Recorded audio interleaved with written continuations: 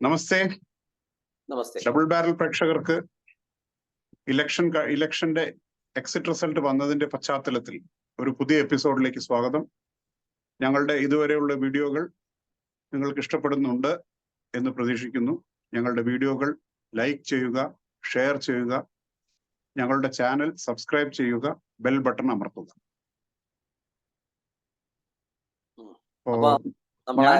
ഞാൻ സത്യനാരായണൻ, എന്റെ കോ host Madhusoodanan TP. മധു, എന്തു പറയുന്നു എക്സിറ്റ് പോൾ ഒക്കെ കണ്ടിട്ട്? വളരെ സന്തോഷമായ ഒരു വാർത്തയല്ലേ അത്. ഈ കാണുന്ന എല്ലാ നമ്മളെ കേരള പത്രങ്ങളും കേരളത്തിലെ മാധ്യമങ്ങളും മുഴുവൻ അങ്ങോട്ട് കിടന്ന് കഷ്ടപ്പെട്ട് എന്തെല്ലോ പറഞ്ഞുണ്ടാക്കിയിട്ടും ബാക്കിയിലെ പല പല മാധ്യമങ്ങളും കഴിവിന്റെ പരമാവധി ഒക്കെ ശ്രമിച്ചെങ്കിലും അതിനൊക്കെ വിപരീതമായിക്കൊണ്ട് ഒരു സുനാമി തന്നെ അടിക്കാൻ പോകുകയാണെന്നില്ല ഒരു ലക്ഷണമാണ് ഇപ്പൊ എക്സിറ്റ് പോളിൽ കൂടെ കണ്ടിട്ടുള്ളത്. അപ്പൊ ഇനിയും 4-ാം തീയതി ഇത് എണ്ണിക്കഴിയുമ്പോ ഇതിങ്ങനെയല്ല, ഇതിലും പല മാറ്റങ്ങൾ ഉണ്ടാകുമെന്ന് യാതൊരു സംശയവുമില്ല. അതിന് നമുക്കൊരു ഇത് ആവശ്യമില്ല എന്നാണ് എനിക്ക്. നമുക്കൊരു കൺസർവേറ്റീവ് എസ്റ്റിമേറ്റ് എടുത്താൽ തന്നെ 361 മുതൽ 401 വരെയാണ് ഒരു എന്താ പറയാ സാധാരണഗതിയിൽ കൃത്യമായിട്ട് പ്രവചിക്കാറുള്ള ഒരു ഏജൻസി പറഞ്ഞിട്ടുള്ളത്. പക്ഷെ ഈ 401 എന്നത് 425 അതിനപ്പുറത്തേക്കോ പോയാലും നമുക്ക് അത്ഭുതപ്പെടേണ്ടതില്ല. കാരണം ഈ ഇലക്ഷൻ നമുക്കൊരു മൊത്തമായിട്ടൊന്ന് അവലോകനം ചെയ്യുകയാണെങ്കിൽ ദക്ഷിണേന്ത്യയിൽ BJP കേരളത്തിൽ അക്കൗണ്ട് തുറക്കും എന്ന് പറയുന്നു. അതിന് സാധ്യതയും കാണുന്നുണ്ട്. തമിഴ്നാട്ടില് 2 ദ്രവീഡിയൻ ശക്തികളുടെയും കൂടെ അലയൻസ് ഇല്ലാതെ ഒറ്റയ്ക്ക് BJP ഏതോ ഒരു പോള് 10 സീറ്റ് വരെ പറയുന്നുണ്ട്. അത്രയൊന്നും ഇല്ലെങ്കിലും 2 മുതൽ 4 സീറ്റ് വരെ എന്നുള്ളൊരു അതും ഒരു വലിയൊരു. പിന്നെ ഇതിലൊക്കെ കൂടുതൽ കേരളത്തിൽ 27% വോട്ടിംഗ് അത് കിട്ടുന്നത് ഒരു 27% വോട്ട് BJP വന്നു കഴിഞ്ഞാൽ കമ്മ്യൂണിസ്റ്റ് പ്രസ്ഥാനം എന്ന് പറയുന്ന സാധനത്തിന്റെ എല്ലാ കാര്യവും അവിടെ പൂട്ടി കഴിഞ്ഞ് അത് വന്നു കഴിഞ്ഞിട്ടുണ്ടെങ്കിൽ ഇനിയുള്ള പ്രതിപക്ഷം BJP ആവും എന്നുള്ളതിന്റെ ഇപ്പൊ അടുത്ത തെരഞ്ഞെടുപ്പിൽ പ്രതിപക്ഷമായിരിക്കും. അത് കഴിഞ്ഞാൽ ഭരണത്തിലേക്കുമുള്ള ഒരു പടിയാണ് ഇത് ചവിട്ടാൻ പോകുന്നത് എന്നുള്ളതാണ് അതിന്റെ ഒരു സത്യം ഉണ്ടാകുന്നത്.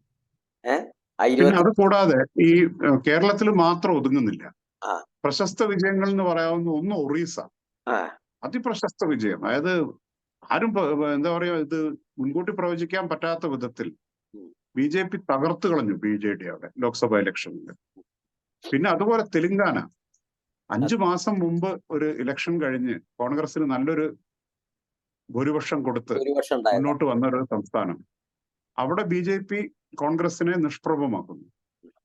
പിന്നെ ഇതിലെല്ലാം ഉപരി ഇപ്പൊ ഈ കിഴക്കൻ സംസ്ഥാനങ്ങൾ, അതായത്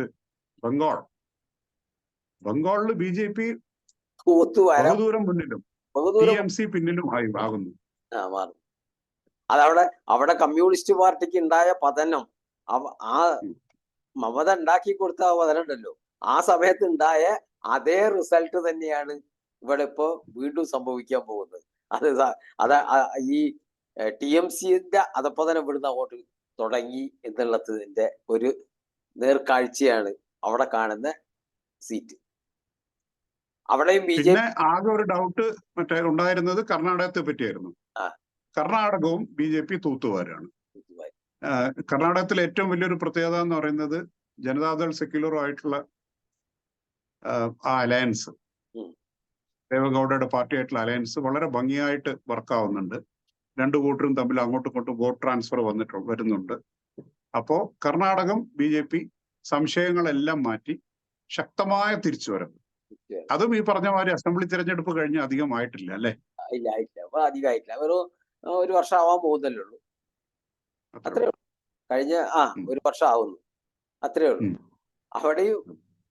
അവിടെ ഇനി അടുത്തത് എന്തൊക്കെയാ സംഭവിക്കാൻ പോകുന്നതെന്ന് ഇനി പറയാൻ പറ്റൂല. അതെ, അതാണ് ഏറ്റവും രസകരമായിട്ടുള്ള സംഭവം. എന്തായിരിക്കും കാരണം ഈ മാറ്റത്തിന്റെ? രാഷ്ട്രീയ ബോംബുകൾ പൊട്ടുന്നത് പറയാൻ പറ്റൂല. അല്ല, താങ്കള് ഉള്ള സംസ്ഥാനം ആയതുകൊണ്ട് ചോദിക്കുകയാണ്, എന്തായിരിക്കും ഈ ഒരു ഇപ്പൊ ബാംഗ്ലൂരിലെ ഒരു താങ്കളുടെ ഒരു നേരിട്ടുള്ള അനുഭവം വെച്ച് നോക്കുകയാണെങ്കിൽ എന്തുകൊണ്ടായിരിക്കും ജനങ്ങൾ ഇത്രയും വ്യത്യസ്തമായിട്ട് വോട്ട് ചെയ്യാൻ കാരണം? വ്യത്യസ്തമായി വോട്ട് ചെയ്യാൻ കാരണം എന്നുണ്ടെങ്കിൽ നേതൃത്വം കോൺഗ്രസിനില്ല. കേന്ദ്രം ഭരിക്കാൻ, രാജ്യം ഭരിക്കാൻ, ഇന്ത്യ ഭരിക്കാൻ പറ്റുന്ന ഒരു നേതൃത്വം കോൺഗ്രസിന് ഇല്ല എന്നുള്ളത് ജനങ്ങൾക്കറിയാം. കഴിഞ്ഞ പ്രാവശ്യം കോൺഗ്രസിന് കൊടുത്ത വോട്ടല്ല അത്, ചില ഗ്യാരണ്ടികൾക്ക് കൊടുത്ത വോട്ടാണ്. കറണ്ട് ഫ്രീ, കറണ്ട് ഫ്രീ കൊടുക്കുന്നു പറഞ്ഞ്, 10 കിലോ അരി കൊടുക്കുന്നു പറഞ്ഞ്, പിന്നെ ഓരോ ഡിഗ്രി പഠിച്ചവന് 3000 രൂപ, ഡിപ്ലോമ പഠിച്ചവന് 1500 രൂപ, ബസ്സിന് ഫ്രീ കൊടുക്കുമെന്ന് പറഞ്ഞു. അപ്പൊ അങ്ങനെ വൈദ്യുതി, ഇങ്ങനെ പല സാധനങ്ങളും ഫ്രീ കിട്ടുമെന്നുള്ള ആ ഫ്രീ മോഹത്തിന്റെ മേലെ ഉണ്ടായ ഒരു വോട്ട് ഡൈവേർഷനാണ് കഴിഞ്ഞ പ്രാവശ്യം ഉണ്ടായ ആ ഒരു വ്യത്യാസം. ഈ പ്രാവശ്യവും അത് തന്നെ രാഹുൽ ഗാന്ധി പറഞ്ഞു നോക്കി. എനിക്ക് ഇടക്കിടക്ക് അവനെ ഈ രാഹുൽ ഗാന്ധി എന്ന് വിളിക്കുമ്പോ എന്തോ ഒരു അത് രാഹുൽ എന്നറ്റം പറയേണ്ടി വരും. അറിയാണ്ട് വിളിച്ചു പോയ ഈ നാട്ടുകാർ മുഴുവൻ വിളിച്ച് അപ്പൊ അണ്ടാലത്തിന് ഗാന്ധി നാക്കി വെച്ച്. അയാളൊരു ഗാന്ധി എന്നൊന്നും വിളിക്കാൻ മാത്രമില്ല, യാതൊരു തരത്തിലില്ല. ഗാന്ധിയെ തന്നെ എനിക്ക് ഗാന്ധി എന്ന് വിളിക്കുന്ന ഇഷ്ടമല്ല. പിന്നെയാണ് ഇപ്പൊ ഇവനെ ഗാന്ധി എന്നറ്റം വിളിക്കുക എന്നല്ലാണ്ട് വേറെ ഒന്നും ശരിയാവൂല. ആ ഗണ്ടി ശരിക്കുള്ള പേര് മാറ്റിയെടുത്തതല്ലേ. ഓൻ കഴിഞ്ഞ പ്രാവശ്യവും അയാള് ഈ പ്രാവശ്യവും പറഞ്ഞു നോക്കിയതാ, 4-ാം തീയതി കഴിഞ്ഞാൽ 6-ാം തീയതി മുതൽ നിങ്ങളെ അക്കൗണ്ടിലേക്ക് 8500 ടക വരും. കുറെ ആൾക്കാർ ക്യൂ നിൽക്കുന്ന ഒരു പടവും കണ്ടിരുന്നു. പടവും കണ്ട് എല്ലാരും പടങ്ങളൊക്കെ സോഷ്യൽ മീഡിയയിൽ. എല്ലാവർക്കും കിട്ടുക പോലും, ഏതൊരുത്തനും കിട്ടുന്ന പറഞ്ഞ, ഏത് വീട്ടുകാർക്കും ഒന്നൊന്ന് പൊട്ടിച്ച് ആൾക്കാർ പിന്നെ ഈ ഫ്രീ ബീസിന് കിട്ടിയ, മുഖത്ത് അടിച്ചു കിട്ടിയ ഒരു അടിയാണ് ഇതേപോലെ തന്നെ തെലങ്കാനയിൽ. അതെ, ഈ ബസ്സിലൊക്കെ ഫ്രീ ഇതൊക്കെ കൊടുത്തിട്ട് ആ ട്രാൻസ്പോർട്ട് കോർപ്പറേഷനെ കുട്ടിച്ചോറാക്കാം എന്നല്ലാതെ വേറെ പ്രത്യേകിച്ച് ഗുണമൊന്നും അതുകൊണ്ട് ഉണ്ടാവാൻ പോലില്ല. ലോക്സഭ ഇലക്ഷനിൽ ജനങ്ങൾ ശരിക്കും അതിന്റെ മറുപടി കൊടുത്തു. അതായത് BJPയുടെ കർണാടകത്തിലെയും തെലങ്കാനയിലെയും കോൺഗ്രസ് സർക്കാരുകൾക്കെതിരെയുള്ള വിധിയെഴുത്ത് ഒരു കാര്യം വളരെ വ്യക്തമാക്കുന്നു: ഈ ഫ്രീ ബീസിനൊക്കെ ഒരു ലിമിറ്റ് ഉണ്ട്. അതിനപ്പുറത്തേക്ക് അതിന് യാതൊരു വിലയും വോട്ടർമാർ നൽകുന്നില്ല എന്നുള്ളതിന്റെ ഒരു സൂചനയാണ്. പിന്നല്ലാതെ ഈ കറണ്ടൊക്കെ, ഇവിടെ കറണ്ടിനൊക്കെ ഫ്രീ കൊടുക്കുന്നതെന്ന് പറയുന്നത്, ഞാൻ 5 റുപ്യ 90 പൈസ, 5 റുപ്യ 90 അങ്ങനെ എന്തോ ആണ് ഒരു യൂണിറ്റിന് കൊടുക്കേണ്ടി വരുന്നത്. അത് എന്റെ അടുത്ത് നിന്ന് വാങ്ങുന്നു, മറ്റവന് കൊടുക്കുന്നു. അപ്പൊ വേറൊരാളെ പോക്കറ്റ് സർക്കാർ ഇത് കൊടുക്കുന്നൊന്നുമല്ല. ബസ്സിന്റെ ഒക്കെ ഇതിന്റെ ഒക്കെ ഉണ്ടാവാൻ പോകുന്നത് എന്താ വെച്ചിട്ടുണ്ടെങ്കിൽ, ഇവിടുത്തെ സാമ്പത്തികമായിട്ട് ഈ സർക്കാർ വളരെ കഷ്ടത്തിലേക്ക് പോകും. അല്ലെങ്കിൽ അതിനു വേണ്ടിയിട്ട് വേറെ ഇല്ല, സാധാരണക്കാരന്റെ പോക്കറ്റുകളിൽ നിന്ന് പിടിച്ചു പറിച്ചെടുക്കേണ്ടി വരും. അതാണ് നടക്കുന്നത്. അത് ഇനി രൂക്ഷമാകും. ആ സമയത്താണ് ഇതിന്റെയൊക്കെ കഥ അറിയുക, ഇതെന്തൊക്കെ സംഭവിക്കും എന്നുള്ളത്. ഇപ്പൊ തൽക്കാലം എല്ലാവർക്കും ഇത് ഫ്രീ ഫ്രീ ഫ്രീ എന്നൊക്കെ പറയാം. ഇപ്പൊ തന്നെ ഇയാള് ഡൽഹിയിൽ കണ്ടില്ലേ, വെള്ളമില്ല. വെള്ളം കിട്ടാണ്ട് ഒരു തുള്ളി വെള്ളത്തിന് വേണ്ടിയിട്ട് ജനങ്ങൾ ഇങ്ങനെ നട്ടോട്ടാകുന്ന ഗതികേടിലാണ് അവിടെ ഉള്ളത്. അയാൾ പറഞ്ഞത് 24 മണിക്കൂറും വെള്ളം ഫ്രീ, കറണ്ട് ഫ്രീ, മറ്റേ ഇത് പിന്നെ മെഡിക്കൽ ഫ്രീ, എല്ലാം ഫ്രീ ആണെന്ന് പറഞ്ഞിരുന്നത്. അതും ഇത് അവിടെ നിൽക്കാൻ പോവുകയാണ്. അവിടെയും 7-ൽ 7 ജയിച്ചുകൊണ്ട് നമ്മളെ BJP എന്നെ മുന്നിലേക്ക് വരുന്നതാണ് എനിക്ക് തോന്നുന്നത്. ആണ് ഏതോ ഒരു സീറ്റ് സംശയം പറഞ്ഞാൽ ഒരു സീറ്റും ഉണ്ടാവില്ല. 6 പറഞ്ഞത്. കേരളത്തിലെ വിജയം എങ്ങനെ കാണുന്നു? കേരളത്തിൽ ഈ പറഞ്ഞ പോലെ എക്സിറ്റ് പോൾ ശരിയാണെങ്കിൽ കേരളത്തിൽ BJP അക്കൗണ്ട് തുറക്കുന്നതിനെ പറ്റി എന്ത് പറയും? യാതൊരു സംശയമില്ലാത്ത കാര്യമില്ലേ. അക്കൗണ്ട് തുറക്കണം.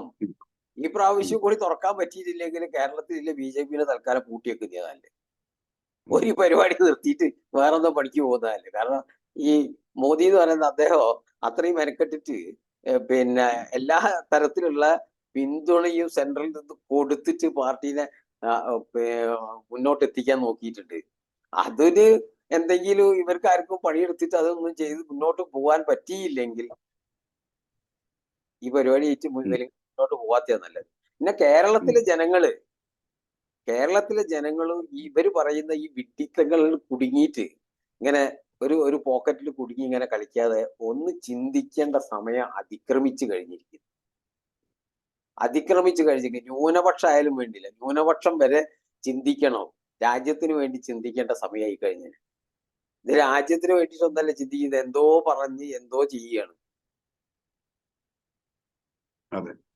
ഇപ്പോ കേരളത്തിൽ വേറൊരു പ്രത്യേകത ഞാൻ കണ്ടത്, ഇപ്പൊ തിരുവനന്തപുരവും തൃശ്ശൂരും ഏറെക്കുറെ പ്രതീക്ഷിച്ചതായിരുന്നു. ആറ്റിങ്ങൽ പോലത്തെ ഒരു CPM കോട്ട, അവിടെ BJP സ്ഥാനാർത്ഥി ഒരുപക്ഷെ ജയിച്ചേക്കും എന്ന് പറയുമ്പോൾ അതൊരു ഭയങ്കര സംഭവം. പിന്നെ അതുപോലെ തന്നെ പത്തനംതിട്ടയിലും സാധ്യത ഉണ്ടെന്ന് പറയുന്നു.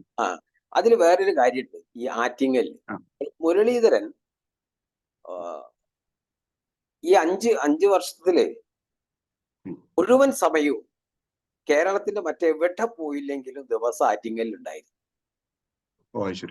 ഒരു ആറ്റിങ്ങൽ MP എന്ന നിലയിൽ തന്നെ അദ്ദേഹം അവിടെ തന്നെ ഉണ്ടായിരുന്നു. ചെറിയ 4 പിള്ളേർ കളിക്കുന്ന ക്രിക്കറ്റ് വരെ, ടൂർണമെന്റ് വരെ അദ്ദേഹം തന്നെ ഉദ്ഘാടനം ചെയ്തു. അത്രയും ഓരോ പോക്കറ്റിലും ഉള്ള ഓരോ ആൾക്കാരായിട്ട് ഫുൾ ബന്ധം വെക്കുവാൻ അദ്ദേഹത്തിന് സാധിച്ചിരുന്നു. പക്ഷെ ഇത്രയും കോൺസ്റ്റിറ്റ്യുവൻസി 140 കോൺസ്റ്റിറ്റ്യുവൻസി നമ്മൾ അസംബ്ലി കോൺസ്റ്റിറ്റ്യുവൻസി ഉണ്ട്, 20 ലോക്സഭാ സീറ്റ്. ഈ 20 ലോക്സഭാ സീറ്റിൽ എങ്ങനെയാണ് ഈ വി മുരളീധരൻ ഈ ആറ്റിങ്ങല് തിരഞ്ഞെടുക്കാൻ, എന്തായിരിക്കും അതിന്റെ കാരണം? അത് മുമ്പ് വന്ന ഒരു വോട്ടിംഗ് ഷെയറിന്റെ ഒക്കെ നോക്കിയിട്ട് തന്നെ ചെയ്തതാണ്. മുമ്പ് ശോഭാ സുരേന്ദ്രൻ അവിടെ നിന്നിരുന്നു. ശോഭാ സുരേന്ദ്രനാണ് A ക്ലാസ് മണ്ഡലാക്കിയത്. അപ്പൊ അതങ്ങനെ ആയി കഴിഞ്ഞപ്പോ പിന്നെ പുള്ളി അവിടെ നിന്നു. ഒരു പ്രാവശ്യം പുള്ളി അവിടെ നിന്നില്ല, മത്സരിച്ചിട്ടുണ്ട്. അപ്പൊ അതിനുശേഷം പുള്ളിയൊക്കെ കഴിഞ്ഞ പ്രാവശ്യത്താണ് മത്സരിക്കാൻ പറ്റാതിരുന്നത്, അല്ലേ ആണെന്നാ തോന്നുന്നത്. അതിന്റെ അപ്പൊ അത് ആയിരുന്നു. അപ്പൊ അത് അങ്ങനെ ആയിട്ട് എന്തായി വെച്ചാല് ഇപ്പം പുള്ളി അവിടെ തന്നെ, പക്ഷെ വർക്ക് അവിടെ തന്നെ ചെയ്തിരുന്നു. അങ്ങനെ ഒരു പിന്നെ പോയിന്റ് ഇത് ചെയ്തിട്ട് അവിടെ വർക്ക് ചെയ്ത് അവിടുത്തെ ഹിന്ദു വോട്ട് എത്ര, ക്രിസ്ത്യൻ വോട്ട് എത്ര എന്നുള്ളതൊക്കെ നോക്കിയിട്ടായിരിക്കാം വർക്ക് ചെയ്തത്. പിന്നെ മുസ്ലിം വോട്ട് എത്ര, ന്യൂനപക്ഷ വോട്ട് എത്ര, ഹിന്ദു വോട്ട് എത്ര, BJPക്ക് എത്ര വോട്ട് കിട്ടി, എത്ര കിട്ടാൻ ചാൻസ് ഉണ്ട്, പണിയെടുത്താൽ എന്തൊക്കെ സംഭവിക്കും, എന്തൊക്കെ മാറ്റങ്ങൾ വരുത്താൻ പറ്റും, മറ്റുള്ള പ്രസ്ഥാനങ്ങളുടെ നേതാക്കന്മാരെങ്ങനെ ഇതുള്ള. അപ്പൊ അതൊക്കെ ചെന്നിട്ട് അതിൻ്റെ ഉള്ളിലേക്ക് കയറി ചെല്ലാൻ പറ്റുമോ എന്നുള്ളത് വിശകലനമായി നല്ല വിശദീകരിച്ച് പഠിച്ചതിന് ശേഷം കയറി ചെന്നതാണെന്ന് എനിക്ക് തോന്നുന്നത്. അദ്ദേഹം അതിനുവേണ്ടി അവിടെ വളരെയധികം പ്രയത്നിച്ച് നല്ലവണ്ണം ജോലി ചെയ്തിട്ടുണ്ട്. അതിനെ കൊണ്ട് തന്നെയാണ് അവിടെ ജയിച്ചാൽ ആ ജയം അദ്ദേഹത്തിന്റെ ആ പ്രവർത്തനത്തിന്റെ ഫലമാണെന്ന് പറയാൻ പറ്റും. അയാള് നല്ല മാത്രമല്ല NRI ആളുകളെ കുറെ സഹായിച്ചിട്ടുണ്ട്. ഓരോ സ്ഥലത്ത് അകപ്പെട്ട ഇന്ത്യക്കാരെ തിരികെ കൊണ്ടുവരുന്നതിൽ മുരളീധരൻ വലിയൊരു പങ്ക് വഹിച്ചിട്ടുണ്ട്. ഒരുപാട് മത്സ്യത്തൊഴിലാളികളൊക്കെ പല സ്ഥലങ്ങളിലും പോയിട്ടൊക്കെ തിരിച്ചു കൊണ്ടുവരാൻ പറ്റിയിട്ടുണ്ട്. യുദ്ധത്തിന്റെ സമയത്ത് തിരിച്ചു കൊണ്ടുവരാൻ പറ്റിയിട്ടുണ്ട്. അങ്ങനെയുള്ള പല സ്ഥലങ്ങളിൽ നിന്നില്ല ആ ആറ്റിങ്ങൽ പിന്നെ നിയോജക മണ്ഡലത്തിൽ തന്നെ തിരിച്ചു കൊണ്ടുവന്ന കഥകളൊക്കെ ഉണ്ട്. അപ്പൊ മുരളിയേട്ട എന്ന് വിളിക്കുന്ന ഒരു ബന്ധത്തിലേക്ക് പുള്ളിക്ക് അവരൊക്കെ ആയിട്ട് അവർക്ക് വോട്ടായിക്കൊള്ളുന്നില്ല. കൂടുതലും ഒക്കെ ന്യൂനപക്ഷം പിന്നെ സമുദായത്തിൽപ്പെട്ട ആൾക്കാരൊക്കെയാണ്. അപ്പൊ അതുകൊണ്ടൊക്കെ കുറെയൊക്കെ നമുക്ക് എതിരെ ഒരു ഹിന്ദു കൺസോൾട്ടേഷൻ ഉണ്ടല്ലോ ഇതിന്, BJPക്ക് അങ്ങനെ ഒരു പേരുണ്ടല്ലോ. അപ്പൊ അതുകൊണ്ട് എല്ലാരും ഇതിനെ ജനാധിപത്യ പ്രസ്ഥാനമായിട്ട് കാണുന്നില്ല. അങ്ങനെ ചെറിയൊരു കുഴപ്പമില്ലാതുകൊണ്ട് കേരളത്തിൽ, മറ്റുള്ള സ്ഥലങ്ങളിൽ കേരളത്തിൽ കൂടുതൽ, ബാക്കിയില്ലത്ത് കുറവാണ്.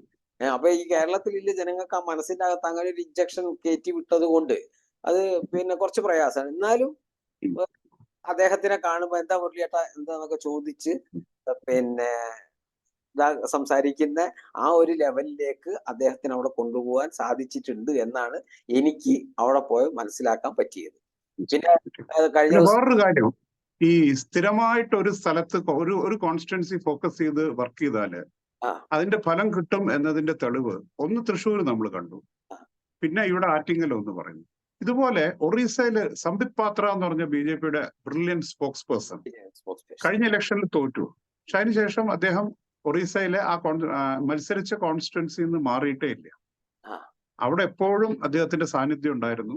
അദ്ദേഹത്തിന് കുറെ ചുമതലകൾ പാർട്ടി കൊടുത്തിട്ടുണ്ട്. നോർത്ത് ഈസ്റ്റിലെ BJP സ്റ്റേറ്റ്സിന്റെ ഒക്കെ ചാർജ് ഒക്കെയാണ്.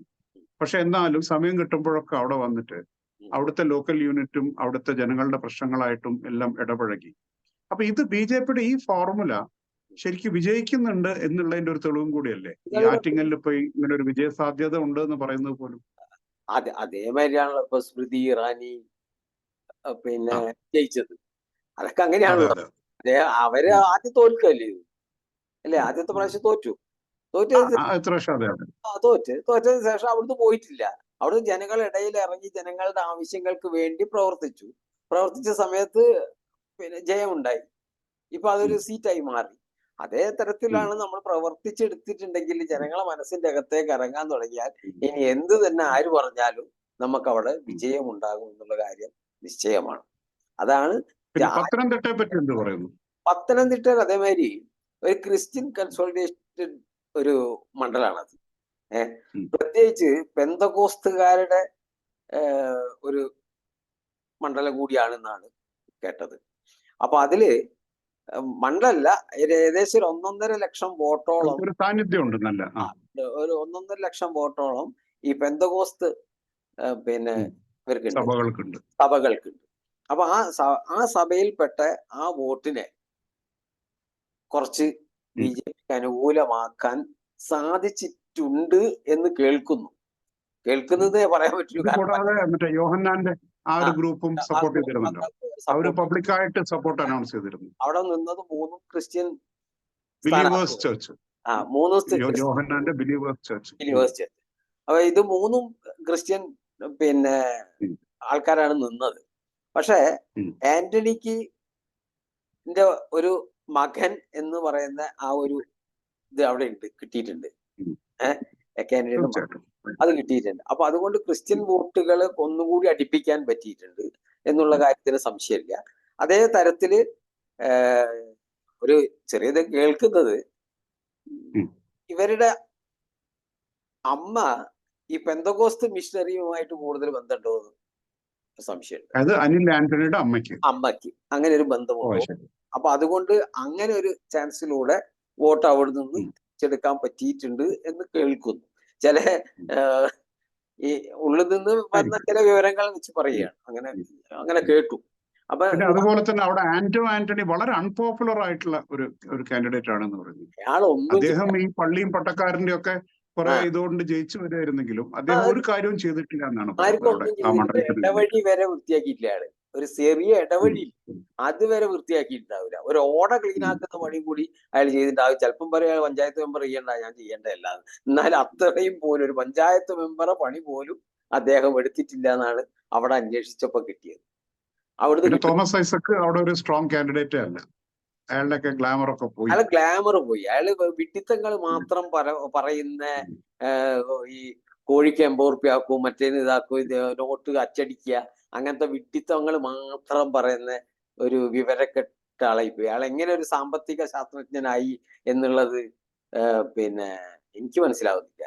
അത് കമ്മ്യൂണിസ്റ്റുകാർക്ക് മാത്രമല്ല സാമ്പത്തിക ശാസ്ത്രജ്ഞനാണോ എന്നറിയില്ല ഇനി. കാരണം രാജ്യത്തിന് പറ്റിയ ശാസ്ത്രജ്ഞനല്ലാന്നാണ് എനിക്ക് തോന്നുന്നത്, അല്ലേ? എന്റെ ഒരു നിഗമനത്തിൽ. അതുപോലെ ഈ ഇലക്ഷനില് ഈ മധ്യപ്രദേശിനെ പുതിയ ഗുജറാത്ത്, BJPയുടെ അടുത്ത ഗുജറാത്ത് എന്നാണ് പറയുന്നത്. അത് ശ്രദ്ധിച്ചിരുന്നു. 29 സീറ്റും കിട്ടുമെന്നാണ് പറയുന്നത്. യെസ്, അവിടുത്തെ BJPയുടെ പ്രവർത്തനം ജനങ്ങളുടെ ഇടയിലേക്ക് ഇറങ്ങാൻ പറ്റിയിട്ടില്ല. ആ ഒരു പ്രവർത്തനം തന്നെയാണ്. പ്രവർത്തനം ജനങ്ങളുടെ മനസ്സിന്റെ അകത്തേക്ക് ചൗഹാൻ ഇറങ്ങി ചെല്ലാൻ പറ്റിയിട്ടുണ്ട്. എന്തായാലും അയാളുടെ പേരെന്തായിരുന്നു? ചൗഹാൻ. പൃഥ്വിരാജ് ചൗഹാൻ, ഇതിന് മുമ്പത്തെ മുഖ്യമന്ത്രി, ഇപ്പൊ ഇലക്ഷൻ മത്സരിക്കുന്നുണ്ട്. കേന്ദ്രമന്ത്രി ആവുന്ന പറയുന്നത്. അയാൾക്കൊക്കെ ശരിക്കും ഓരോരോ ആൾക്കാർ. പൃഥ്വിരാജ് ചൗഹാൻ അല്ല, അതൊരു കോൺഗ്രസ് നേതാവിന്റെ പേരാണ്. ശിവരാജ് ചൗഹാൻ. അയാൾക്ക് പിന്നെ ശരിക്കും ജനങ്ങളുടെ മനസ്സിന്റെ അകത്തേക്ക് ഇറങ്ങി ചെല്ലാൻ സാധിച്ചത് കൊണ്ട് തന്നെയാണ് അവിടെ അയാൾക്ക് വിജയം ഉണ്ടാക്കാൻ പറ്റുന്നത്. ഇത്രയും വലിയ വിജയം. അത്രയും പിന്നെ പുതിയ മുഖ്യമന്ത്രിയും പോപ്പുലർ ആണെന്ന് തോന്നുന്നു. കാരണം അയാളുടെ ഒന്നും ഒരു ഫോൾട്ട് ഇതുവരെ ഉണ്ടായിട്ടില്ല. ഒരു സ്റ്റെപ്പ് പോലും പഠിച്ചിട്ടില്ല പറയാൻ. അയാളൊക്കെ ഒരു പ്രചാരകനാണ്. അയാൾക്ക് വീട്ടിലേക്കൊന്നും കൊണ്ടുപോകേണ്ട ആവശ്യമൊന്നുമില്ല. ഒരു 5 ഉറുപ്പ്യ എടുത്തിട്ട് എങ്ങോട്ടും വീട്ടിലേക്ക് കൊണ്ടുപോയിട്ട് പിന്നെ റോഡ് ഉണ്ടാക്കേണ്ട പൈസയും നമ്മളെ കേരളത്തിലൊക്കെ നടക്കുന്ന മാതിരി ഏതെങ്കിലും ഒരു ആൾക്കാർക്ക് കരാറ് കൊടുത്ത് എന്തെങ്കിലുമൊക്കെ പൈസ കീശയിൽ ഉണ്ടാക്കുന്ന ഒരു പണിക്കൊന്നും നിൽക്കേണ്ട ഒരു ആവശ്യവും ഇല്ലാത്ത ഒരാളാണ്, ഒരു പ്രചാരകനാണ്. 24 മണിക്കൂറും സംഘം രാജ്യം എന്ന് മാത്രമുള്ള മോദിയുടെ ഒക്കെ ഒരു ചെറിയ ഒരു ഭാഗമായിട്ടുള്ള ആളാണ് അയാളൊക്കെ. കാരണം മോദിയൊക്കെ പ്രചാരകനായിട്ട് വന്നതാണ്. സംഘത്തിന് ഇങ്ങനെ ഒരുപാട് പ്രചാരകന്മാരുണ്ട്. ജീവിതം മുഴുവൻ രാജ്യത്തിന് വേണ്ടി ഒഴിഞ്ഞു വെച്ച്, സമാജത്തിന് വേണ്ടി ഒഴിഞ്ഞു വെച്ച്, സമാജത്തിന് നന്നാക്കണം എന്നുള്ള ആഗ്രഹിച്ചിറങ്ങിയിട്ടുള്ളവര്. അവർക്കൊന്നുമില്ല, ഒരു ഇട്ട ഷർട്ടും ഒരു മുണ്ടും ഒരു സഞ്ചിയും മാത്രമേ ഉണ്ടാവുള്ളൂ. അതാണ്. അതുപോലെ ബംഗാളില് ശരിക്കും കഴിഞ്ഞ അസംബ്ലി തിരഞ്ഞെടുപ്പിന് ശേഷം BJPക്ക് വേണ്ടി സപ്പോർട്ട് ചെയ്യുകയോ പ്രവർത്തിക്കുകയോ ചെയ്ത ആൾക്കാരെ മുഴുവൻ അവിടുത്തെ TMC ഗുണ്ടകൾ ടാർഗറ്റ് ചെയ്തിരുന്നു. അവിടെ ഒരു BJP സിമ്പതൈസർ ആണെന്നോ BJP നേതാവാണെന്നോ പറയുന്നത് ജീവൻ ആപത്തുള്ള ഒരു സംഭവമായിരുന്നു. പക്ഷേ ആ ഭയത്തുനിന്ന് അവിടുത്തെ ആളുകൾ മോചിതരായി എന്ന് നമ്മൾ പ്രതീക്ഷിക്കാമോ? ഈ ഇപ്പോഴത്തെ എക്സിറ്റ് പോളിൽ കാണുന്ന ഈ ഒരു എന്താ പറയുക പ്രശസ്ത വിജയം. അതെ, അങ്ങനെ തോന്നുന്നുണ്ട്. നമ്മളെ അവിടെ പോയി നമ്മൾ പഠിച്ചാലേ അതിനെ പറ്റി അറിയും. എങ്കിലും അവിടുത്തെ റിസൾട്ടിന്റെ ഇതൊക്കെ കാണുമ്പോ അവിടുത്തെ ജനങ്ങള് ഒന്ന് ഉയർന്ന് എഴുന്നേറ്റിട്ടുണ്ട് എന്നാണ് തോന്നുന്നത്. കാരണം പണ്ട് കമ്മ്യൂണിസ്റ്റ് പാർട്ടി തന്നെയാണല്ലോ ചെയ്തിരുന്നത്. അതിൽ നിന്നാണല്ലോ ഈ മമത പിടിച്ചെടുത്തത്.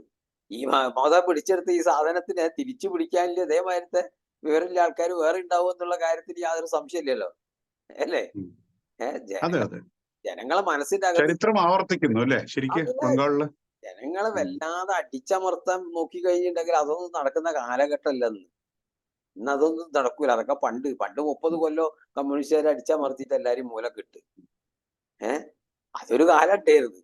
അത് കഴിഞ്ഞ് ഇപ്പൊ നമ്മളെ കേരളത്തിൽ തന്നെ ചില ഭാഗങ്ങളിലൊക്കെ ഈ കമ്മ്യൂണിസ്റ്റ് പ്രസ്ഥാനം അങ്ങനെ ആയിരുന്നല്ലോ.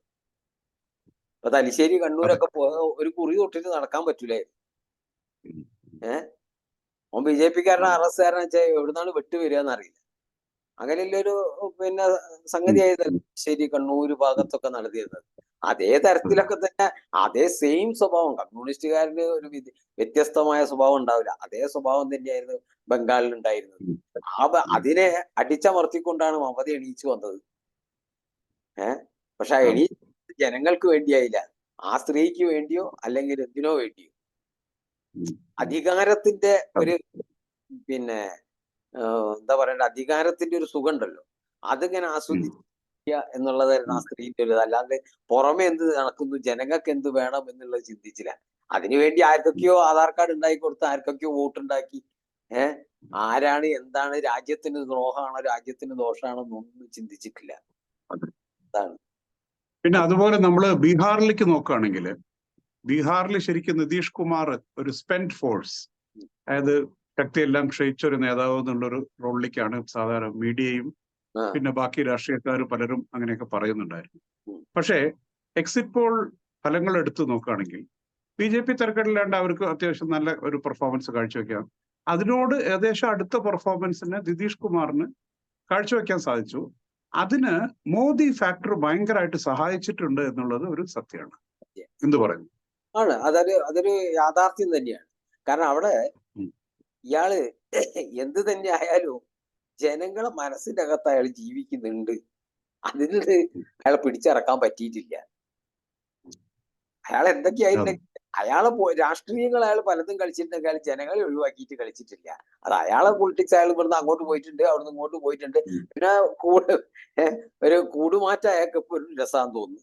അത് ഞാൻ അയാൾ ചെയ്തുകൊണ്ടിരുന്നിട്ടുണ്ട്. പിന്നെ അയാൾക്കൊരു ചെറിയൊരു പ്രധാനമന്ത്രി മോഹോ എന്തൊക്കെയോ വന്നു. ഇന്ത്യ ഇതിന്റെ കൂടെ പോയ നേതൃത്വം ഇല്ലാത്ത ഒരു സ്ഥലമായതിനെ കൊണ്ട് അവിടെ എനിക്കൊരു നേതാവാകാം എന്നുള്ളൊരു മോഹം കൊണ്ട് അദ്ദേഹം അങ്ങോട്ട് ഒന്ന് ചാടി നോക്കി. അത് തെറ്റാണെന്ന് തോന്നിയപ്പോ വീണ്ടും മോദിയുടെ അടുത്തേക്ക് തന്നെ തിരിച്ചു വന്ന് അവിടെ മോദിയുടെ പ്രഭാവത്തിൽ നിന്നുകൊണ്ട് ആ ഒരു നിഴലിൽ നിന്നുകൊണ്ട് അദ്ദേഹം അവിടെ വീണ്ടും ഒരു വിജയം കാണിക്കാൻ പോകുന്നു. അപ്പൊ പത്രക്കാർ മുഴുവൻ അതിനെ ഒരുപാട് ചീത്ത പറഞ്ഞു നോക്കി, കുറെ തകർക്കാൻ നോക്കി. കാരണം അദ്ദേഹം ഇങ്ങനെ പാൽട്ടൂറാം എന്നൊക്കെയായിരുന്നു പറയുന്നത്. അയാളുടെ പേര് പാൽട്ടൂറാം. അങ്ങോട്ടും ഇങ്ങോട്ടും ചാടുന്നുണ്ട്. അപ്പൊ അയാള് ആ ചാട്ടത്തിന്റെ ഒരു രാജാവായി മാറിപ്പോയി. പക്ഷെ അദ്ദേഹം അത് തിരിച്ചറിഞ്ഞു പെട്ടെന്ന് തന്നെ, ഈ ചാട്ടം ഇവിടെ വെച്ച് നിർത്തിയിട്ടില്ലെങ്കിൽ ഞാൻ മൂലക്ക് ഇരിക്കേണ്ടി വരും എന്ന് അദ്ദേഹത്തിന് തോന്നിയപ്പോ അയാൾ അത് തിരിച്ചു വന്നു. വേറൊന്ന് നമ്മൾ ബീഹാറിൽ ശ്രദ്ധിക്കേണ്ടത് LJP, ഈ മറ്റേ രാംവിലാസ് പാസ്വാന്റെ മകൻ ചിരാഗ് പാസ്വാൻ, LJP അവര് മത്സരിച്ച സീറ്റുകളിലൊക്കെ നല്ല വിജയം കൈവരിക്കുന്നു. അവര് ശരിക്കും വോട്ട് അങ്ങോട്ടും ഇങ്ങോട്ടും ട്രാൻസ്ഫർ നടന്നിട്ടുണ്ട് എന്നുള്ളതാണ്. BJPക്ക് അതുപോലെ തന്നെ, കാരണം നിതീഷ് കുമാറായിട്ട് കഴിഞ്ഞ അസംബ്ലി ഇലക്ഷൻ മുമ്പ് ഇയാള് ഭയങ്കര അടിയായിരുന്നു ചിരാഗ് പാസ്വാൻ. എനിക്ക് NDAയിൽ നിന്നുകൊണ്ട് അയാളെ മറ്റേ ഭയങ്കരമായിട്ട് ക്യാമ്പയിൻ നടത്തി അവസാനം NDA ഇയാളെ വിട്ടു നിർത്തുകയൊക്കെ ചെയ്തു. പിന്നെ തിരിച്ചെടുത്തു. അയാളുടെ മറ്റേ ഇളയച്ചനെ കുറച്ചു കാലം കേന്ദ്രമന്ത്രിയൊക്കെ ആക്കി. പക്ഷെ എന്തായാലും ബീഹാറിൽ അവസാനം ഈ എല്ലാ ഇതിനു ശേഷവും അവർക്ക് നല്ലൊരു വിജയം NDAക്ക് കൈവരിക്കാൻ സാധിക്കുന്നു എന്നുള്ളത് ഒരു വളരെ നമ്മൾ നോക്കേണ്ട ഒരു പോയിന്റാണ്. അതുപോലെ ഇതില് ഈ ഇലക്ഷനിൽ ഒരു കനത്ത പ്രഹരം ഏൽക്കാൻ പോകുന്നത് നമ്മുടെ അരവിന്ദ് കെജ്രിവാളിനാണ്. താങ്കൾ നേരത്തെ പറഞ്ഞ മാതിരി 7 സീറ്റും ഒരു പക്ഷേ NDA കൊണ്ടുപോയേക്കാം. അതിന്റെ BJP ആണ് അവിടെ കണ്ടസ്റ്റ് ചെയ്യുന്നത്. അതെ അതെ, അത് അങ്ങനെ സംഭവിക്കാൻ തോന്നുന്നത്. കാരണം ഇയാള് ഒരു എന്താ പറയണ്ടേ, ഒരു ഗാന്ധിനെ അടിച്ചു താത്തിയ മാതിരിയാണ് അയാളെ രൂപം അങ്ങനെയാണ്. ഇത് ഈ ഗാന്ധിനെ മറ്റേ ലിഫ്റ്റിന്റെ അടി കുടുക്കി പോയ ഗാന്ധിന്റെ മാതിരിയാണ്. അതെനിക്ക് ഇഷ്ടപ്പെട്ടു, ലിഫ്റ്റിന്റെ അടിയിൽ കുടിക്കുന്ന ഗാന്ധി. ഇനിയിപ്പോ ഒരു വടി ഒരു കോണ കൊടുത്താൽ റെഡിയാണ്. റെഡി. നമ്മള് അങ്ങനെ പറയാൻ പാടുള്ളത് മറ്റേ ബോഡി ഷെയ്മിംഗ് എന്നൊക്കെ ചിലപ്പോ പറഞ്ഞു തരും. ഇന്നത്തെ നിയമം അങ്ങനെ ഒരു കേസ് ഉണ്ടാവട്ടെ. അയാളെന്തായാലും ബ്രെയിൻ ഷേമിംഗ് അയാൾ ചെയ്യുന്നത്. കാരണം അയാൾ പറയുന്നത് യാഥാർത്ഥ്യമായിട്ട് യാതൊരു ബന്ധമില്ലാത്ത കാര്യം. ബന്ധമില്ലാത്ത സാധനം. അപ്പൊ അത് അതിന്റെ ഉള്ളിൽ കുടുക്കി പോയ ഒരു ഗാന്ധിന്റെ വരെ ഒരു വടിയൊക്കെ കൊടുത്തിട്ട് അയാൾക്ക് ഒരു വട്ട കണ്ണാടിയൊക്കെ ഇട്ടിട്ട് അയാള് ഒരു സ്റ്റേജിൽ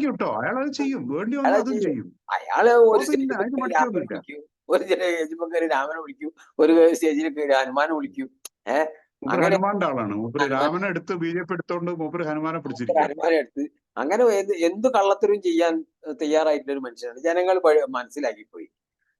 ഈ മറ്റേ എക്സിറ്റ് പോൾ ശരിയാണെങ്കിൽ കള്ള് കച്ചവടം, ഞാനതാ പറയാൻ വന്നത്. ഒരു സാധാ അബ്കാരി ഒരു കേസിൽ ജയിലിൽ കിടക്കുന്ന അയാൾക്ക് എന്ത് ക്രെഡിബിലിറ്റി ആയിട്ടത്? അയാൾക്ക് എന്ത് സത്യതയല്ലേ? വേറെ എന്ത് കേസായാലും വേണ്ടില്ല.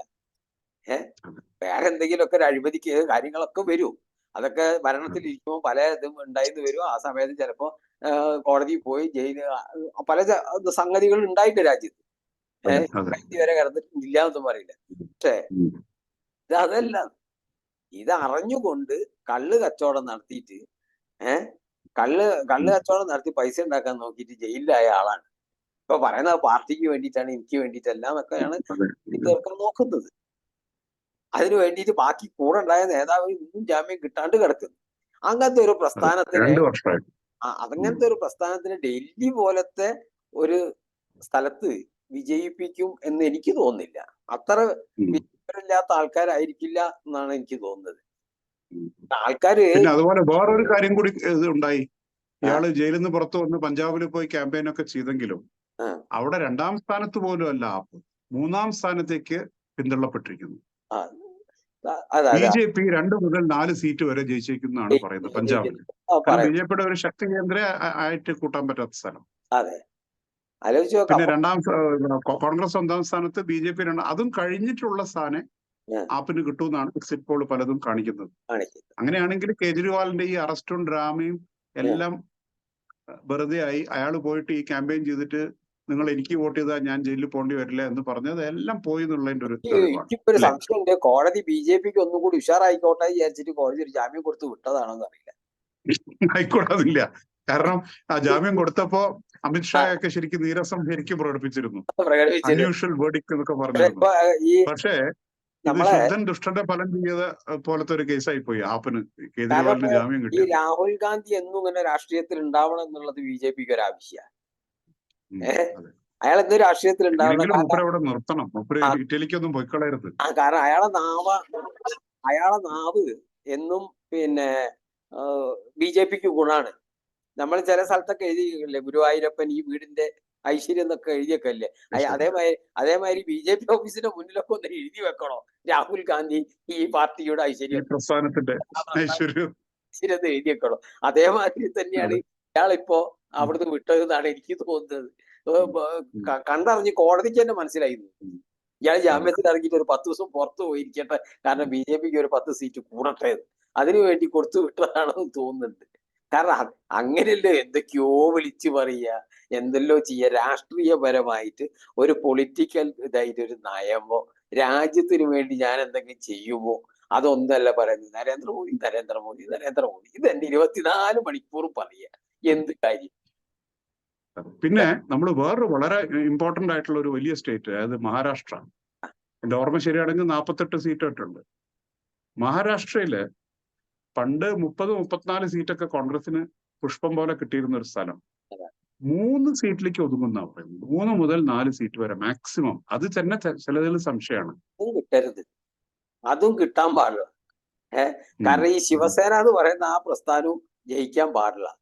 ഏതോ ഒറിജിനൽ ശിവസേന എന്ന് പറഞ്ഞു നടക്കേണ്ടത് ശിവസേനന്റെ മകൻ, ഇയാളെ ബാൽ താക്കറെന്റെ മകനാന്ന് പറഞ്ഞു. അയാളും ജയിക്കരുത്. കാരണം അയാളെ പ്രസ്ഥാനത്തിനും മോശം വരണം. കാരണം എന്താ വെച്ചാല് കോൺഗ്രസ്സുകാരനായിട്ട് ഞാൻ എന്തെങ്കിലും അലയൻസ് ഉണ്ടാക്കേണ്ടി വരികയാണെങ്കിൽ അന്ന് ഞാൻ എന്റെ പീഡിയ പൂട്ടുന്നാണ് ആര് പറഞ്ഞത്, ബാൽ താക്കറെ പറഞ്ഞിരുന്നത്. അങ്ങനെ പറഞ്ഞ ഒരു ധീരനായ മനുഷ്യനായിരുന്നു ഈ ബാൽ താക്കറെ എന്ന് പറഞ്ഞ ശിവസേന ഉണ്ടാക്കിയ ഒരാൾ. എനിക്ക് ഞാൻ BJP-കാരനോട് ഇതൊക്കെ ആണെങ്കിൽ എനിക്ക് ബാൽ താക്കറെ വലിയ ഇഷ്ടം. ഭയങ്കര എല്ലാവർക്കും BJP-കാർക്ക് ഭയങ്കര ആരാധനയാണ്. മഹാരാഷ്ട്രയിലെ BJP-കാരുടെയും ബാക്കി പല സ്ഥലത്തുള്ള BJP-കാരുടെയും. കാരണം ഈ മറാഠി മാനൂസ് എന്നൊരു ഇതിൽ തുടങ്ങിയ ആള് ശരിക്കും അതിന്റെ എന്താ പറയുക ചരിത്രത്തിന്റെ ആവശ്യമായിരുന്നു, അല്ലെങ്കിൽ കാലഘട്ടത്തിന്റെ ആവശ്യം ഒരു ഹിന്ദു കൺസോളിഡേഷൻ ആണെന്ന് മനസ്സിലാക്കിയിട്ട് ഹിന്ദുത്വ അത് ഐഡിയോളജി സപ്പോർട്ട് ചെയ്ത ഒരാളാണ് അദ്ദേഹം. അദ്ദേഹത്തിന്റെ മകൻ പക്ഷെ കാണിക്കുന്നത് വളരെ മോശമായിട്ടുള്ള സംഗതി. അയാളെ മകൻ എന്ന് പറയാൻ പറ്റൂല. പിന്നെ അതിൽ വേറെ രസം, ഈ ഇലക്ഷനിൽ മഹാരാഷ്ട്രയിൽ എല്ലാരും പാവം ഈ ഇപ്പോഴത്തെ അവിടുത്തെ മുഖ്യമന്ത്രി ഷിൻഡേനെ ശരിക്ക് ഇതോടുകൂടി മൂപ്പരെ കാറ്റ് പോകുന്നുള്ള രീതിയിൽ ആയിരുന്നൊക്കെ പറഞ്ഞുകൊണ്ടിരുന്നത്. 9 മുതൽ 11 സീറ്റ് വരെ ഷിൻഡേയുടെ ശിവസേനയ്ക്ക് കിട്ടും എന്നാ പറയുന്നത്. അങ്ങനെയാണെങ്കിൽ അതൊരു നല്ല വിജയമാണ്.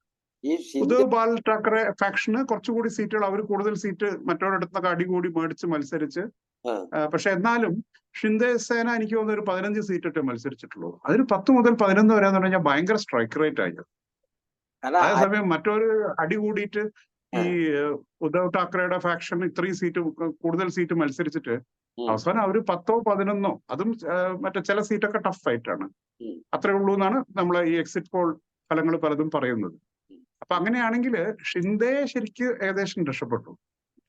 പക്ഷെ ശരത് പവാറിനെതിരെ പാർട്ടി സ്പ്ലിറ്റ് ആക്കി പോയ മരുമകൻ ഒരു പക്ഷെ അത്ര തന്നെ സക്സസ്ഫുൾ അല്ലാന്ന് തോന്നുന്നു.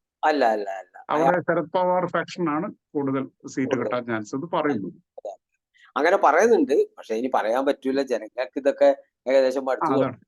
ജനങ്ങൾക്ക് എന്തായാലും BJP വരണം, ഭരണത്തിൽ അതിനൊരു തടസ്സം ഉണ്ടാകരുത് എന്നുള്ള ഒരു ഇതുകൊണ്ട് എല്ലാ സ്ഥലത്തും ഇതൊരു സുനാമി ആയിക്കൊണ്ടിരിക്കുകയാണ്. പത്രക്കാരെന്തൊക്കെയോ പറഞ്ഞു കുറെ ദിവസം മെനക്കെട്ട് എന്നല്ലാതെ യാതൊരു കാര്യം. ഏതായാലും പിന്നെ നമ്മള് ഏകദേശം ഈ ഉത്തർപ്രദേശിനെ നമ്മൾ ഇതാക്കുമ്പോ ഉത്തർപ്രദേശ് ശരിയാണ്, പണ്ഡിറ്റ്സ് ഒക്കെ പറഞ്ഞിരുന്നു ഇങ്ങനെ മാക്സിമം കഴിഞ്ഞ ഇലക്ഷനിൽ കിട്ടിക്കഴിഞ്ഞു, ഇനി ചിലപ്പോൾ കുറച്ച് സീറ്റ് കുറയാനൊക്കെ സാധ്യത ഉള്ളൂ എന്നൊക്കെ പറയുന്നുണ്ട്.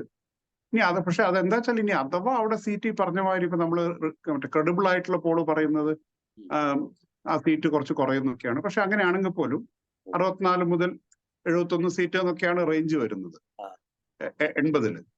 അപ്പോ ഇനി അഥവാ അവിടെ കുറച്ച് കുറഞ്ഞാലും അവിടെയാണ് ശരിക്ക് BJP സൗത്തിലും ഈസ്റ്റിലും ശരിക്ക് മേക്കപ്പ് ചെയ്യുന്നത്. അതിന് ശരിക്കും മോദിയുടെയും അമിത്ഷായുടെയും ആ ഒരു പൊളിറ്റിക്കൽ ആ കാൽക്കുലേഷൻ നമ്മൾ ശരിക്കും സമ്മതിക്കണം. എന്റെ ഒരു ഇതില് എനിക്ക് തോന്നുന്നില്ല ഉത്തർപ്രദേശിൽ അങ്ങനെ ഒരു കുറവുണ്ടാകും.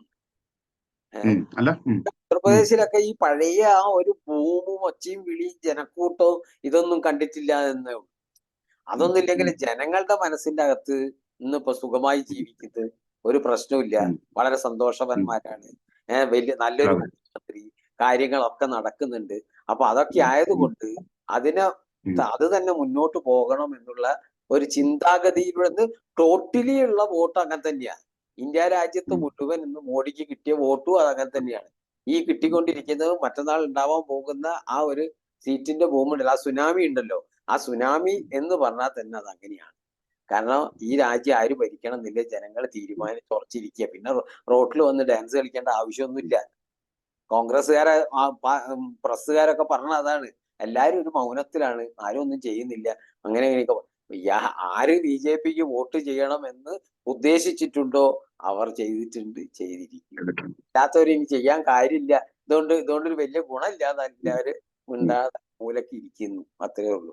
പിന്നെ ഈ വിജയങ്ങളുടെ ഒക്കെ ഇടയിലും BJPക്ക് ചെറിയ കാൻഡിഡേറ്റ് സെലക്ഷനിൽ ചെറിയൊരു പഴുവ് രാജസ്ഥാനിൽ സംഭവിച്ചിട്ടുണ്ടോ എന്നൊരു സംശയമുണ്ട്. അതിന്റെ ഒരു കാരണം എന്താ വെച്ചാല്, അതിന് കാരണം ഈ പാർട്ടിയിൽ എപ്പോഴും നമ്മളിങ്ങനെ കുറെ ആൾക്കാരുണ്ടാവും. അപ്പൊ എല്ലാവർക്കും ഇത് കിട്ടണം പിന്നെ എന്നുള്ള ഒരു മോഹമില്ല കുറെ ആൾക്കാരുണ്ട്. അപ്പൊ ചിലവരൊക്കെ അങ്ങോട്ടും ഇങ്ങോട്ടും ഒഴിവാക്കാൻ പറ്റാത്തൊരു പ്രശ്നമൊക്കെ ഉണ്ടാവും. അത് ഈ എല്ലാരും നരേന്ദ്രമോദി അല്ലല്ലോ, അങ്ങനെ പ്രശ്നം ഉണ്ടല്ലോ. എല്ലാരും ഇപ്പൊ മോദിന്റെ മാതിരിയല്ല, എനിക്ക് വേണ്ട, ഞാനങ്ങനെ മാറി നിൽക്കാന്നൊന്നും പറഞ്ഞു മാറി നിൽക്കാനൊന്നില്ല മനസ്സിന്റെ ആളുണ്ടാവില്ല. രാഷ്ട്രീയത്തിന്റെ ഈ ഇലക്ഷൻ വരുമ്പോ എല്ലാവർക്കും ഉണ്ടാകുന്ന ഒരു മോഹമാണ്, എങ്ങനെയെങ്കിലും ഒരു സീറ്റൊക്കെ കിട്ടിയിട്ട് ഒന്ന് ഉഷാറാകണം എന്ന് എല്ലാവർക്കും തോന്നുന്നത്. അതൊരു ഇതാണ്. പിന്നെ ഈ രാഷ്ട്രീയത്തിന്റെ ഇത് നല്ലൊരു സുഖല്യ സംഗതിയാണ്. അതുകൊണ്ട് പിന്നെ കുറച്ച് കാസ്റ്റ് ഫാക്ടർ ഉണ്ട് അവിടെ. ജാട്ടുകള് മീന എന്ന് പറയുന്ന കമ്മ്യൂണിറ്റി, അവരൊക്കെ കുറച്ചൊന്ന് BJPയോട് ഒന്ന് ഇടഞ്ഞു നിൽക്കുന്നുണ്ട്. പക്ഷെ അതിൽ തന്നെ കോൺഗ്രസിന് പ്രതീക്ഷയ്ക്ക് വകയില്ല. കാരണം അതിലിപ്പോ ജയിക്കുന്ന പറയുന്ന ഒരാൾ BJPയുടെ ഒരു റബൽ ഇൻഡിപെൻഡന്റ്, അയാൾ ജയിച്ചാൽ തിരിച്ച് പാർട്ടിയിലേക്ക് വരുന്നത് സംശയമില്ലാത്ത കാര്യമാണ്. അപ്പൊ ഏതായാലും നമ്മളെ സമയം ഇവിടെ അവസാനിക്കാറാണ്. അപ്പൊ നമുക്ക് ഇവിടെ വെച്ചിട്ട് ഏതായാലും നമുക്ക് 4-ാം തീയതി ഇലക്ഷന്റെ ആ റിസൾട്ട് നമുക്ക് വളരെ കാര്യമായിട്ടുള്ള ഏകദേശം ഈ ട്രെൻഡ് തന്നെ വരികയാണെങ്കിൽ, ഇപ്പൊ നമ്മൾ നേരത്തെ പറഞ്ഞ മാതിരി BJP 400 NDA 400 ഒതുങ്ങില്ല, 420 425 ഒക്കെ പ്രതീക്ഷിക്കാം എന്നാണ് നമുക്ക് തോന്നുന്നത്. എന്തായാലും പ്രേക്ഷകർക്ക് ഈ എപ്പിസോഡ് ഇഷ്ടമായി എന്ന് കരുതട്ടെ. എപ്പോഴും പറയാറുള്ള പോലെ തന്നെ ഞങ്ങളുടെ വീഡിയോകൾ ലൈക്ക് ചെയ്യുക, ഷെയർ ചെയ്യുക, ഞങ്ങളുടെ ചാനൽ സബ്സ്ക്രൈബ് ചെയ്യുക, ബെൽ ബട്ടൺ അമർത്തി ഞങ്ങളെ പ്രോത്സാഹിപ്പിക്കുക. നമസ്തേ.